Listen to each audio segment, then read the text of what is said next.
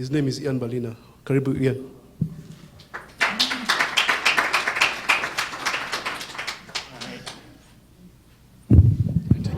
Thank you very much. Hello everybody, how are you? Good morning. Okay, first of all, I just want to say thank you for having me here. It's a pleasure. This is my first official time here on Howard campus. As somebody who's been in DC for over 20 years, I've never really gotten a reason to be here per se, even though I went to GW. But now I can say I've been to Howard University. So thank you for that. Okay, so I just want to understand how the whole room is, right? So who here owns cryptocurrency? Show of hands. Okay. Who's been owning cryptocurrency for more than 6 months? Keep your hands up if it's more than 12 months. 24 months. Oh, some hodlers in here. Who was part of the whole crypto space back in 2013? Oh, the OG over here. Somebody over there as well. Okay, very interesting, very interesting. And for everybody else here, who's not a hodler or investor, what makes you be part of the crypto space? Just kind of blurt out. Are you in this for the entrepreneur? Okay. Supply chain. Supply chain. What does that mean? Freedom. Blockchain as it relates to supply chain. Okay. So do you work in the blockchain space? Are you I'm a professor. professor? Okay. So professor, entrepreneur, somebody said freedom? Musician. Musician? I teach elementary school students and university students. Okay, so teaching. Elementary, Elementary? Okay. and university. And university. Elementary is the focus. Okay, very nice, very nice. Wow, so we have a very diverse room here. And I think that's really the beauty in the blockchain and cryptocurrency space. So who here knows me? Who has seen my content before? Okay, a good amount of people here. Who here thinks I'm controversial? Okay, well, never believe anything you hear on Twitter, especially from anonymous people. I'll just keep it at that. All right? But yeah, so I'll just kind of tell you my story for those who don't know. Right? I'm Ian Balina. As you mentioned, I was born in Kampala, Uganda. I came to America when I was 8 years old. My parents came to America for an opportunity. My dad came here to pursue his PhD at Penn State. Then we moved down here to Maryland, went to high school in Maryland, went to GW, majored in bachelor's and master's in computer engineering. I'm an engineer. I was actually talking to her about NSBE. I was part of NSBE, National Society of Black Engineers, and that really changed my life in college. Like that was really, because I was on a scholarship and I had to really maintain a particular grade point average. And NSBE really put me on, right? And I actually have a brother of mine who's a freshman now in college, and the first thing I told him was, join NSBE, right? Because he's also an engineer.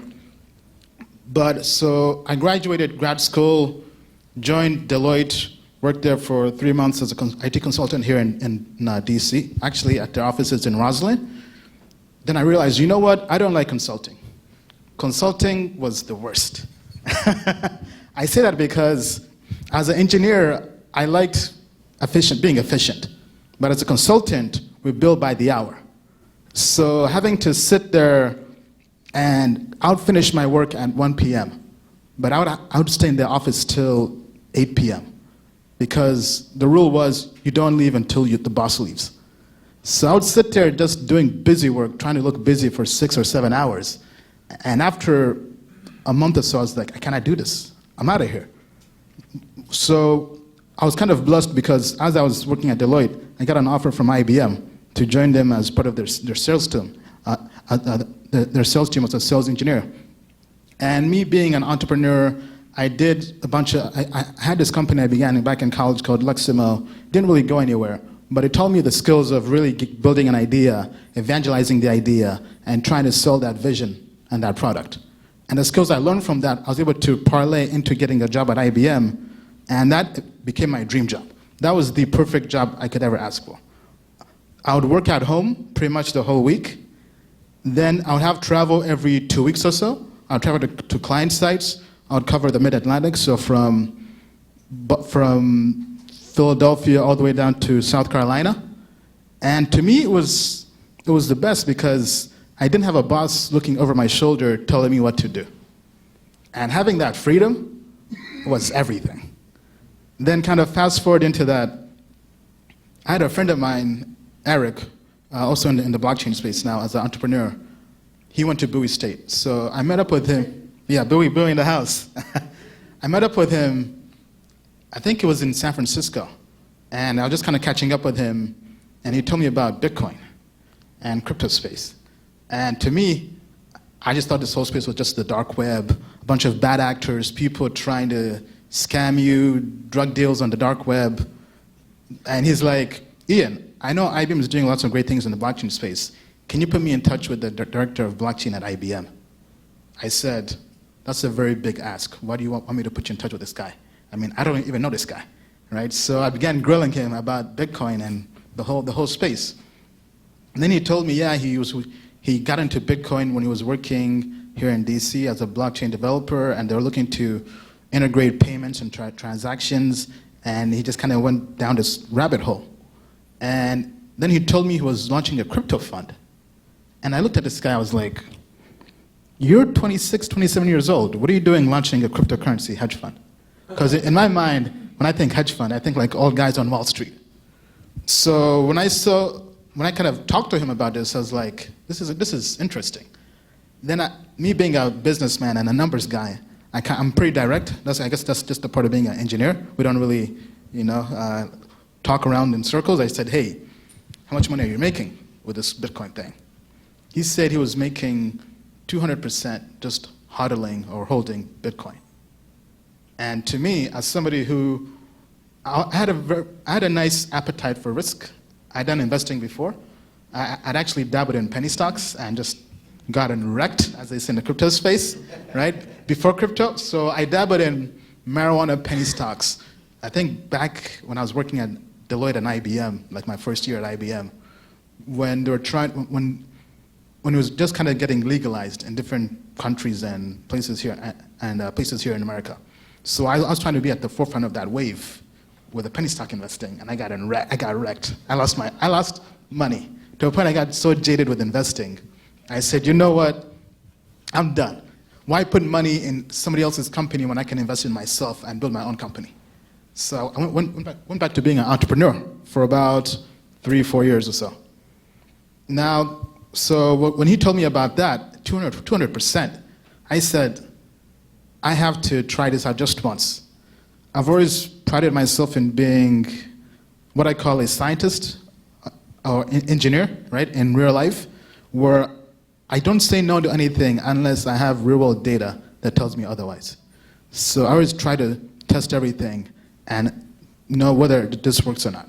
So I said, okay, you know what, let me just test this out, get real world data as opposed to just kind of pontificating whether this is legit or not. So I signed up on Coinbase that very same week, put $100 into Bitcoin, $100 into Ethereum, and I said, okay, you know what, now I own some crypto. But I knew the first rule of investing is you have to know what you're investing in. So one thing I've always done whenever I want to kind of learn about something new, I go into Amazon.com and I find the top 2 best books in that category or space. So I just went on Amazon, typed in Bitcoin, cryptocurrency, and the best 2 books at that time were called Digital Gold and The Age of Cryptocurrency. So I got those books, the audiobooks, because I don't really read that much anymore because I'm just always busy and traveling. So I just got the audiobooks, read those books over the course of 3 months or so. And it really gave me a nice history of the space, where the space came from, the actors in it, where it is now, and where it was going. And those 2 books really were the guide and the introduction for me to the crypto space. So as I was doing that, I was also just keeping up to date on articles in the crypto space on sites like CoinDesk, Cointelegraph. These are daily news sites for crypto news. And after I read the books, I said, you know what, guys, this is it. I believe now. I had what I call my coming to Jesus moment in crypto, right? I said, I'm a believer now, right? I can see it. But it didn't really happen until January 2018, because after I became more educated, I was willing to invest more money in crypto, right? Because everybody says only invest what you're willing to lose. So at that point in time, I was only willing to lose $200 bucks. right? Now that I had more knowledge on the space, after getting my nice sales commission from IBM that year, I put $2,500 into Ethereum and Bitcoin. And in a week and a half, it doubled. I said, holy cow. Guys, sell everything. We're going all in. And because that same week, the prices of crypto went up because Ethereum announced a partnership. They announced the Ethereum Enterprise Alliance. That partnered with Microsoft, Citibank, JP Morgan, all these big Fortune 500 companies that really give it social proof and the credibility. And I said, this is the fastest money I've ever made. And I was a hustler, man. I was doing everything. I was renting my home out on Airbnb as I was traveling for work. I was an entrepreneur. I had a video production company. I had so many things on the side.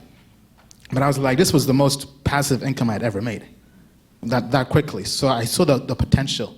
And that year, I also had a goal of quitting my job at IBM, because it was a very good job, but I realized that I always wanted to have my own independence and my own source of income. So I knew that I had to find a way to quit the job. And my first 3 years in IBM, I worked as a sales engineer, covering the IBM Hybrid Cloud, IBM Analytics, and IBM Watson. And I loved it. But the last year, I changed over to become an IBM sales executive. And although the money was much better, I was able to basically quadruple my income that year just by switching over from being an engineer to sales. So I kind of went over to the dark side, we call it. I basically sold out as an engineer. The money was good, but it was stressful. The sales culture was very stressful, especially as a minority and being the only minority there. Because everybody's fighting for large commission checks and lots of backstabbing and sabotaging and people fighting for deals. I just knew that I would turn gray. I would get old. I would get very, very old. Kind of like that picture of Obama after 2 terms in the White House. That was going to be me in like 2 years. And I said, I can't live in this environment anymore. And I think this is just kind of part of my personality. I'm always willing to sacrifice the good I have to take a step backwards to go to great. Kind of like the book From Good to Great. And I think it's something everybody has to be able to do, right? Because, I mean, here I was, a young black man. I was 28, 29. My last year in IBM, I made almost $500,000. Everybody, my parents, other coworkers were like, you're crazy to give that up. There are people who are twice your age who don't even make half that money. And I said, you know what? I'm willing to give all this up, just go back to zero, because it wasn't something that I thought was good for me long term, right? So I basically bet on myself that year and said, you know what? By the end of the year, I'm going to quit my job no matter what and go out as an entrepreneur. So I looked at everything I was doing and I said, okay, let me 80-20 everything, right? Basically, per Retto's law. What's making me the most money in the most efficient manner? It was crypto. So I went all in on cryptocurrency, right? You could say timing was definitely the key as well, right? I have a knack for good timing. But I went all in, began trying to find an edge, because back then I was mainly trading. Then I went to a conference, kind of like this, and I met people, and I always just talked to people, and I said, okay, who's actually making money? Because this was a crypto conference for investors. I said, okay, who's here that's successful and is somebody I'm trying to model myself after? And I would talk to them and just kind of ask them, okay, what made you successful? And back then I noticed almost everybody who I met who was a crypto millionaire. And this was a term, this was something I just kind of discovered, that these people were early in crypto, but almost all of them made their money from getting in early at the ground floor. They weren't late. They weren't really making money from trading or arbitrage. They're just making money from, back then, what are called ICOs. So I looked into this ICO thing. I said, you know what? This is it. I began investing in ICOs, tossing money at anything that could walk that was an ICO. And that didn't really work. Then I said, okay, you know what? Let's go back to the drawing board and figure this out.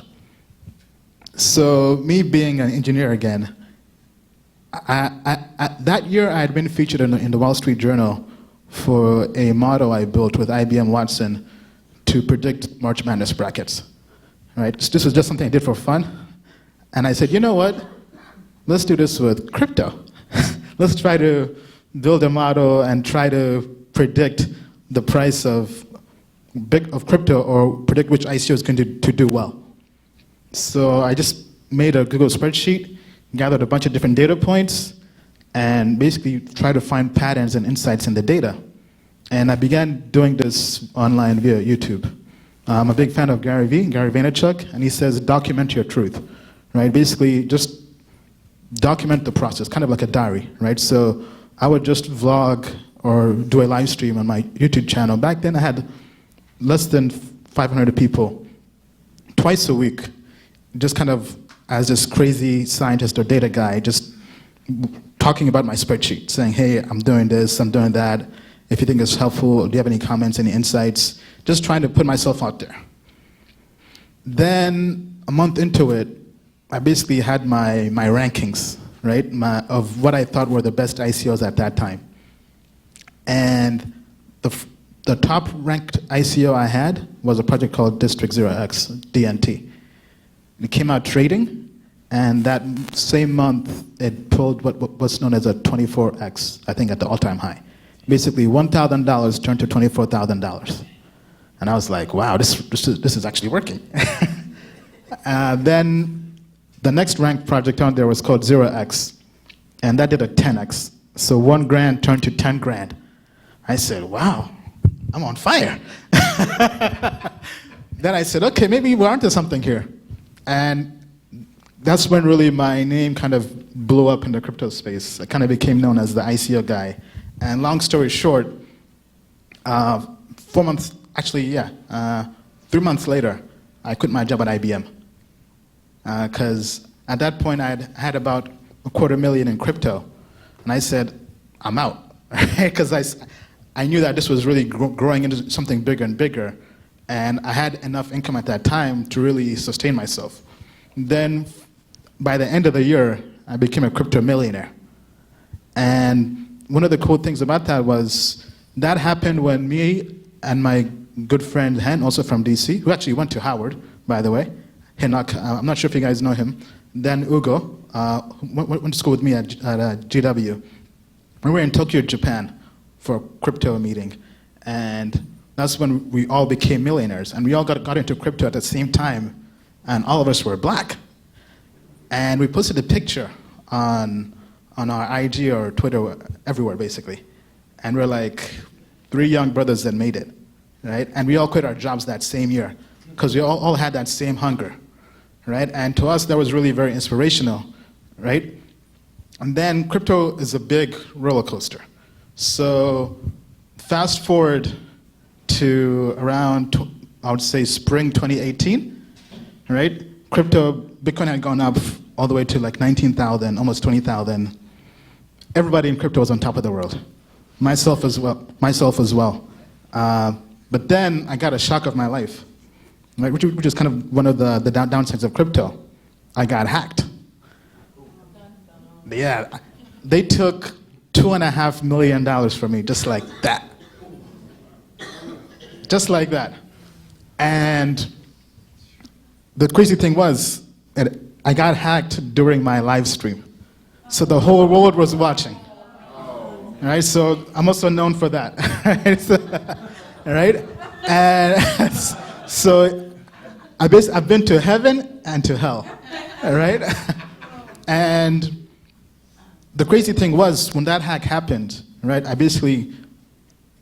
I noticed something unusual was happening on my wallets, because people in the comments were telling me, hey, Ian, we see on the blockchain history that the money is being transferred from your wallets, because at that point, people had basically shared my wallets publicly online, where anybody could view them, right? And I end the live stream abruptly. I go upstairs to my room. I close the door.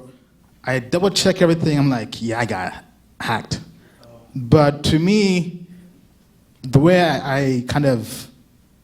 I'm very stoic in nature, to a point where people in the public community, in the crypto space, thought I faked my own hack, right? Because I wasn't really emotional, right? For me, I just kind of, when I was in my room at that moment, I said, that's an L. Like, they definitely got me. Like, can't really do much about that. But I knew the person I was inside, and I knew that I was going to bounce back bigger and better than ever. Because I was like, I'm not going to let these hackers take away my essence, right? The person that makes me who I am. Because they're trying to hack me to basically kind of like shut me down, right? Because at that point in time, I was kind of the poster child of the crypto space. I mean, here I was, a young black man on top of the crypto world, who came out of nowhere. And kind of, at that point, my stature was bigger than even the crypto OGs, right? And I got in lots of comments online about me being this African prince, this scammer, what have you. You know, the typical stereotypes, right? But to me, that didn't really bother me because my community loved me, and I knew I was making a difference from the people I met on my crypto world tour. But going back to the hack, right? To me, I just knew, okay, this is bad, but this is just a way for me to kind of bounce back and make this something even bigger and better. Because at that point, I knew how to make the money. So I wasn't really concerned about making the money per se, right? Because I knew I was a survivor. I was a hustler, right? I had made money in IBM, I had made money as an entrepreneur, and I had made money investing in crypto. So I knew, okay, you know what? This sucks.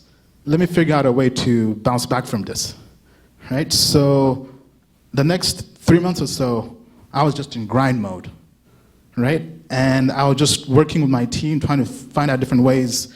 I had to become very innovative, right? And then fast forward to about three months or so. At that point in time, we got our biggest corporate sponsorship to date. Actually, our first one. So a company called KuCoin came to me. They were trying to bring me on as this affiliate ambassador or what have you, to basically share this affiliate link of ours, and we'll give you some points, right? At this point, I was in survival mode. So I said, no, I'm not here for that affiliate stuff.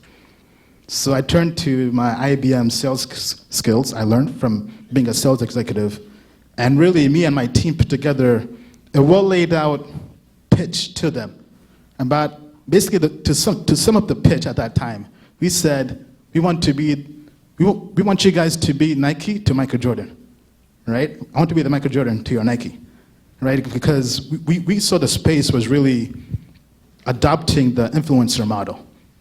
So we convinced them. Actually, we spoke to several exchanges. We spoke to Binance, we spoke to OKX, KuCoin. This is actually the first time I shared this publicly. But at this point, I mean, it's kind of over 1 year, right? And they came back, and they gave me a corporate sponsorship, which was well worth over 7 figures. We think this was the biggest influencer deal in crypto history at that time. I mean, obviously, it's kind of hard to have the numbers, right? But I mean, it was a 7-figure deal. Like, because the firm I was working with represents people in Hollywood, like the Kanyes, the Beyonce, DJ Khaled. I had them on my team helping me, bringing in new business, right? They basically handle all my biz stuff, my business development. So at that point in time, the deal was almost the same amount as the money I lost in the hack. So in 3 months, I had made the money back like that. And while the public was speculating on what happened, whether I faked my hack to avoid paying taxes on crypto or what have you, I was just grinding. And to me, that really showed me my character, because I knew that when my back was against the wall, I could always find a way to bounce back. So fast forward into all of that, and 6 months, by the end of the year, right? Because at this point, we were doing a crypto world tour. So we did 35 countries in 12 months, going around hosting events, kind of like this, events in London. We had over 1,000 people in London. We were like rock stars. 1,000 people. At one point, we walked to the venue for the conference, and there was a line outside the street to come see us talk. And people were like, is this a concert or something? They said, no, it's crypto, Ian Ballina. I mean, this is basically 2018. Went to Russia, everywhere. Then ended the tour in Africa. And I think that was really the best part of the whole trip, because it was the first time me going back to Uganda after over 21 years. I went back there, and just being there and seeing everybody in the crowd who looked like my mother, my brother, my sister, family, who looked like me and was there for blockchain and crypto. And there was just something in the air that I hadn't seen anywhere else in the other 35 countries I had been to. So kind of fast forward as I kind of wrap this up. So by the end of the year, everything was good. Then out of nowhere, the crypto market kept on tanking and tanking. And then the corporate sponsor chose not to renew the deal for 2019, right? Just kind of based on the market tanking and their budget constraints. And I was basically kind of now back against the wall trying to find ways to innovate, right? Because in crypto, you always have to keep on innovating. The space changes so much. It evolves almost every 2 to 3 months, right? You just blink an eye and you'll be out of business in crypto. Things happen that quickly.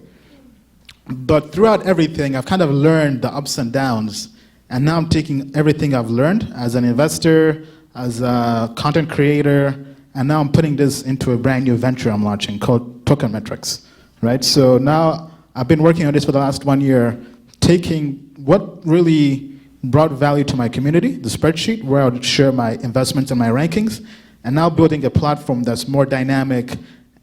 So kind of think of this as kind of like a Morningstar for crypto, or like a Bloomberg for crypto, where the retail investor, I've learned in the last 2 to 3 years, there are 3 main things that investors get wrong, right? Because you have to first pick the right investment, which is very hard to do.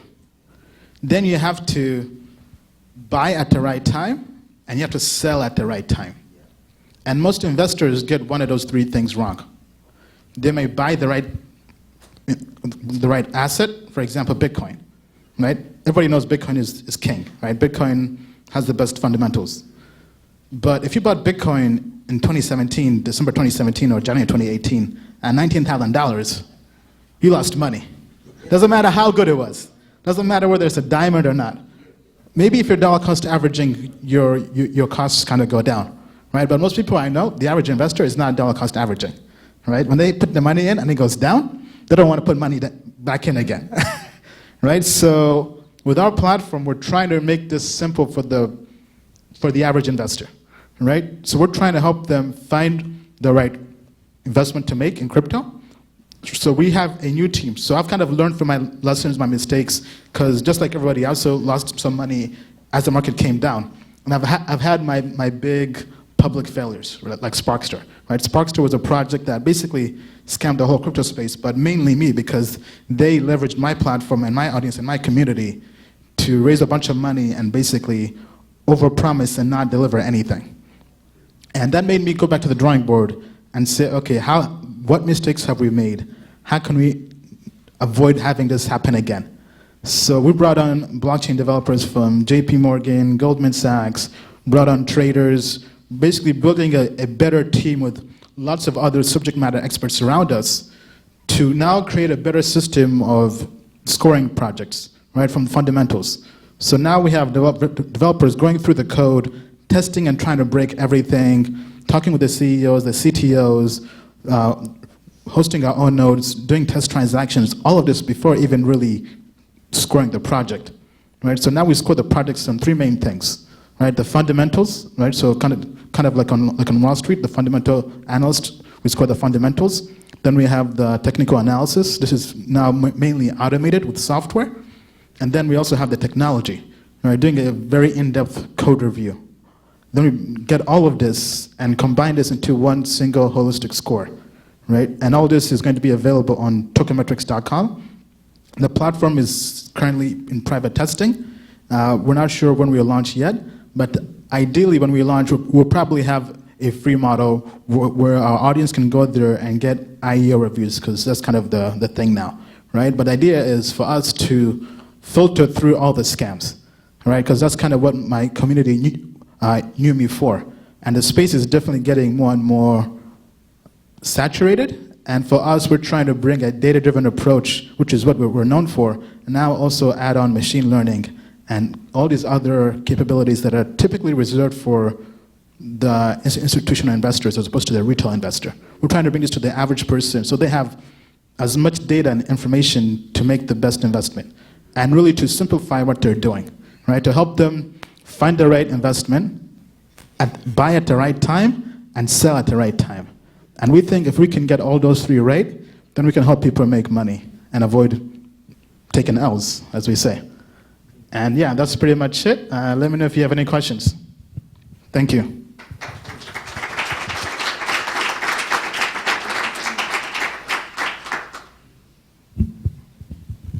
Yeah?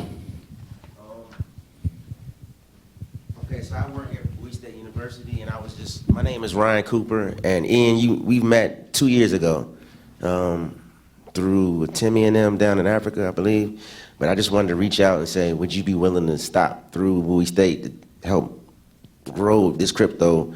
Because we have a following. I have a blockchain association there, and I know you and you know me, and I would love to bring you through and just grow this thing, brother. Yeah, let's do it. Just, after this, give me your contact info or Telegram, right? Give me the details for the event, and I'm definitely down to go. I'm based in DC, so anybody in DC, I'm always around. Unless I'm traveling, I'm typically here. Do you have any, I'm Deidre McIntyre, Black Widow Cryptocurrency. Do you have any suggestions for people who maybe would never consider being an accredited investor in traditional stocks? Is there any pathway for someone to be an accredited just a crypto, or is Tokenmetrics going to offer some type of pathway to get more people to be accredited investors? I mean, getting more people to become accredited investors is going to be tough because there are income requirements and net worth requirements, right? But the idea is because just kind of being honest with you, one thing I've learned because I have a large retail investor base. I also have a large hedge fund or institutional investor base as well, but that's always small, right? But one thing I've learned from the average retail investor, right? Unfortunately, a lot of them in crypto just blindly invest in anything. Anything people influential like me or others mention or talk about, right? Even if you tell them to do their own research, not everybody's going to do that, right? So with us, we're trying to see how we can kind of solve that problem. But we want to make sure we do it in a very compliant fashion with the SEC and everything, right? So we're actually working on some things to really innovate the space, right? We can't really discuss most of it publicly yet, right? But we're trying to do everything by the book, right? In the most legal, compliant fashion. I mean, I've gone almost broke just on legal fees of trying to get this qualified and approved. But I would say for the average investor to kind of get them into crypto, it starts with education, right? Education as they get more comfortable, and also helping manage their risk, right? So for example, one of my biggest public failures at this point has been Sparkster, right? Because at that point in crypto, although the market was kind of going down, my community trusted me a lot to a point where lots of people around the world would just blindly invest in anything I had ranked, right? And unfortunately, I had that project ranked very high, and lots of people just blindly invested, right? I've heard stories of people going to the banks to get loans to invest, and this project, when it came out, after 1 year of stalling, when it came out, it went down 95%. So lots of people lost money. Myself, everybody, it definitely did tarnish my image, right? So I've learned a lot probably from that over anything else, especially how retail investors think and their mindset. And I definitely understand why the SEC has these very stringent requirements for catering to retail investors, right? And to me, it's been our biggest learning lesson, but also it teaches us the psyche of the retail investor, how they think, right? Because when people are blindly investing or getting loans or what have you, or maxing out their credit card to invest into crypto based on what somebody said on YouTube, it is definitely a problem, right? And that's something even myself I can definitely admit, and it's something we have to rectify, right? So I think risk management is really one of the big things for crypto, right? People treat cryptocurrency as gambling. right? I've seen lots of different Telegram groups, because most people in crypto are on Telegram. Lots of different Telegram groups where people would just send money to somebody halfway across the world via crypto or smart contract to invest in a pool or ICO, and lots of them got scammed. There have been lots of exit scams, Ponzi schemes, what have you. BitConnect is also famous, right? People have been very blindly trusting in crypto because the space moves so fast and people are willing to risk it all to make money, right? And it's definitely very unfortunate, and I think it's something that has to be managed, and I definitely understand why, especially here in America, the regulation is very, very tough for crypto companies because of that. And I think it's definitely justified, right? Because now, for example, we had the first SEC qualified security token offering, Blockstack and Props. And the stuff they had to go through, like just going through their offering statement, is almost 100 pages long, maybe even longer. And I think for some people, they may say this is against what crypto stands for because it's not decentralized and the SEC is playing police. But there's so many scams in the space that I think, and with the average retail investor so naive, right? I think it's something that's needed to protect them, right? I'm not sure if that answered your question, but that's. My question was more like, you know, many people in the Black community, well, many people were not at that level to be, so what's the pathway to get to that? To make the money to invest in crypto. Well, no, to be a accredited investor. Even if is there any going to be a pathway that people, I am only interested in crypto, I'm not just interested in being an accredited investor in other areas. Yeah, I mean. So I didn't know if Token Metrics was going to focus on the education component. Yeah, so we're different from most platforms in that because we have experience creating content, we'll be creating content as well as the platform, right? So we have we have a platform already, right? But it's still in testing. But we also have the social media platform. So if you go on our Telegram channel, just search Token Metrics, or just go on YouTube or Twitter, Token Metrics, right? This is our platform, and it's all purely on education.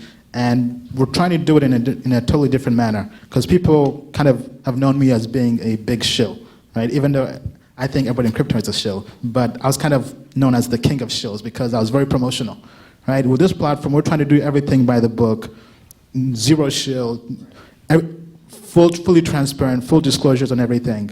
So we're basically going back to the ground floor and starting all over in a very compliant fashion. We have security lawyers working with us and kind of have gone through and looked at everything to make sure we're doing everything in a fashion where there's no touting, no shilling, and we're just fully offering value to investors, whether retail or otherwise. After you got hacked, how did you hide your wallet? After I got hacked, I got hardware wallets. I mean, that was a big mistake I definitely made, right? I was definitely very naive, right? Even though I was a public figure, I just never thought they would get to me, right? I guess I was cocky or just busy. I mean, I think to me the issue was I was traveling a lot and having to go and travel this and that, all right? And I felt paper wallets were more secure at that time. But I got hacked because I had copies of my keys on my computer. And when they got access to my computer, they got to them. I just wanted to quickly respond to your question about accredited investors. Accreditation really comes into play when you're dealing with securities. If you're dealing with a non-security, then being an accredited, it goes into retail, right? So like Bitcoin and Ether, the SEC has said they're not securities, or they won't treat them as investment contracts. But anything outside of that, then you have to be worried about whether or not it is in fact a security, and that's when accreditation comes in. Thank you. Yeah, what do you think about STOs? Do you think that is a good future? Yeah, I think that's a good question. I think security token offerings are the future for American projects. They're the only way. I think what's really interesting is if you look at Blockstack, right? Their paperwork with the SEC they basically said we're filing this because we have to, basically, right? Even though we don't think we're a security token, we know that we have to in the U.S. And then recently, actually last week, they filed a follow-up filing with the SEC. I believe it's called U-1, something like that. Anyway, saying that they're speaking to foreign exchanges for listing, which I find very interesting, right? Because it's always been the question, security tokens have no liquidity, right? But it seems like the SEC is saying, if you're an American project based in the US, you can only trade on what's known as an alternative trading system, an ATS. And right now, there isn't really, I mean, I know there's T0 and Open Finance, but those have no volume, no liquidity. But it seems the SEC is fine if you go on a foreign exchange that bans American investors, because they just care about protecting American investors. So if that's the case, so I'm very curious to see how that transpires over the next 1 to 2 months. But if Blockstack and props end up trading on Huobi, on Binance, or what have you, I think it's going to be a gold rush for American SDOs, because they have a pathway to listing like all the other non-American projects have had, if this is what the SEC kind of turns a blind eye to. Victor, how are you, man? Good to see you here. Yeah, good to see you again. Thank you very much. Awesome work. My key question is around Africa. Right? Obviously, as you know, Yeah. that's my core concern. Yeah, I last met him in Africa at the African Blockchain Summit. Correct. So I was in Uganda, and obviously, as you probably know, I work with Dell, Cisco, and all that, like in Africa, right? So before leaving to go into the blockchain space. So my key question is, most of the things we're discussing today here in the Black Blockchain Summit is centered around, how we're going to grow the blockchain community, cryptocurrency. What's your strategy, basically, especially as it concerns Africa? And the reason I'm saying this is I flew in from Nigeria yesterday, and last week I was the central bank of Nigeria. And then I was speaking to one of the directors there, and they're very open to a lot of things. Africa is still very open to a lot of things, all right? So, and there's an importance to, as you probably observed in Uganda, to have great synergies. Yes, yeah. Things can still evolve, and when I speak today, probably I'll show some of all those things. While some of those things are things America is still very hesitant about, but Africa is still very open to. So it's important. Why for Africa is that? For Africa, it's real. There's hunger. There are issues. And these things are solving it. And the government's ears are open because the people's voice are very loud. Yes. Okay? And that's why, personally, I always say that blockchain was created for Africa. So for that reason, it's important. So it would be good to know your strategy as well. Okay? How you could, what your strategy is and your plan to synergize. As you know, QBX has constantly been, with, and I want to give props to what, your team has been doing to support QBX. And we're closely working with regulators and all that. So what's your strategy? So that we could see how we make this, because it starts from there. Yeah, I mean, so my strategy kind of initially was just to go there on the ground and see what was going on. Right? I didn't want to be that guy who comes in and claims to know everything, right, even though I've not been there in 21 years. So when I went there to Africa in December 2018, it was just to kind of see the lay of the land, right? I went to Ghana, Nigeria, Uganda, Kenya, South Africa, Egypt, and just seeing how people were using blockchain and crypto, right? And one of the things I kind of saw immediately all across the board was really exchanges, right? Getting access to crypto, right? That's why I definitely have been keeping tabs on your project, QBitX, right? Because I think what you guys are doing, trying to really build a global exchange, but catering to Africa, right? Because nobody's really doing that right now. Right? Everybody's catering to North America, Europe, Asia. Nobody's building something for Africa, right? So I think what you guys are doing is definitely great. And then once I'm kind of gone there, just exposing people and my audience around the world to what's going on in Africa, right? So when I went there in July for the African Blockchain Summit, just bringing my content team and just documenting everything, right? Doing interviews with you, with other people, and just kind of showing, guys, there are people here who are actually working and building amazing things to bring blockchain and crypto to Africa, right? Because as our host said in Nigeria, right? This is the next frontier, right? Africa is the next frontier, right? As you said, right? Because the way the currencies there are, right? Blockchain and crypto was meant to help the unbanked, or the most unbanked part of the world is Africa, right? So I definitely agree with you on that. That definitely crypto blockchain is meant for Africa. And I think the main thing is once people like me and others start going there, right, we have to get more and more people from around the world to come to Africa. Because one thing I've noticed, there's so many people who talk about helping the unbanked, and they've never been to a developing country. So to me, they automatically lose credibility, right? Because one thing, when I went there, and I was there on the ground floor at events like this, hearing people talking about how they use crypto, blockchain, and how it's going to transform their economies. Then going back to the messaging I was hearing on the ICOs in America or Asia that are going to help the unbanked in the developing countries. And I'm like, do you even know they can't even get onto an exchange yet? So how are they going to buy your token? Right? So let's first solve that problem, baby steps, before we try to go to the moon. Right? So I feel there's definitely lack of understanding from people in the developed world, right? And I think that will change if they actually go there on the ground and meet people like you and see the actual problems, right? And I think the problem you have is the biggest problem right now, right? What you guys are trying to solve. Yes. All right, How are we one doing more on question. time? One more question. Okay. Yes. The first 19 years of the 20th century, and I'm not philosophical, the parent body of the Universal Negro Improvement Association, the African Community League, had $1,000 coming into New York a day.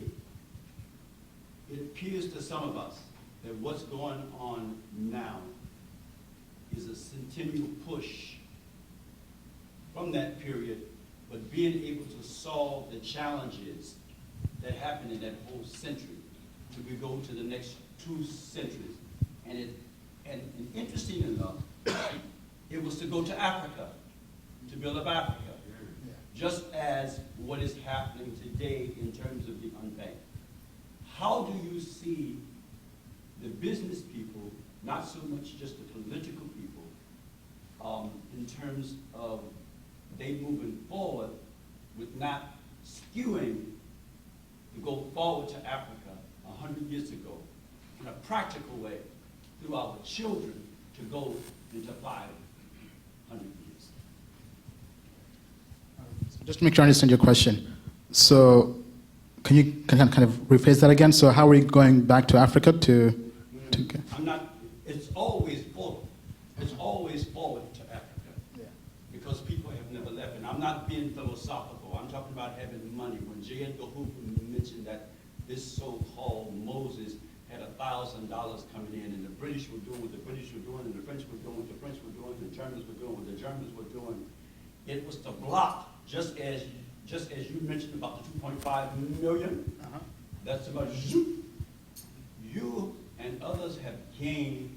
How do you protect yourself from that happening over and over and over again? We were not in a position to protect ourselves because there were not certain things in play. It did not mean that the people were not headed that way. But we needed to have people who are in, or whatever it is, the various engineering. But engineering, I heard you mention about it strengthen your character. Oh yeah. Yeah, absolutely. I mean, you have to have resolve, and you have to be, I mean, for me, I've always liked adversity, right? I never back down from anything. I always like a challenge, and I have supreme belief in myself, in anything, right? If you took me to the moon, I would build a rocket ship back to Earth. That's kind of the mindset I have. So anything I do, no matter what the stage is, the pressure is, I always know that I will find a way, right? So as you mentioned, when I got hacked, I mean, I knew it sucked, but I mean, there was no way to undo it. What was done was done. I had to basically find a way forward, right? I just said, always forward, right? Because I knew that the past, at that point, the hack was very upsetting, and it was even more upsetting because I was planning to buy my parents a home, right?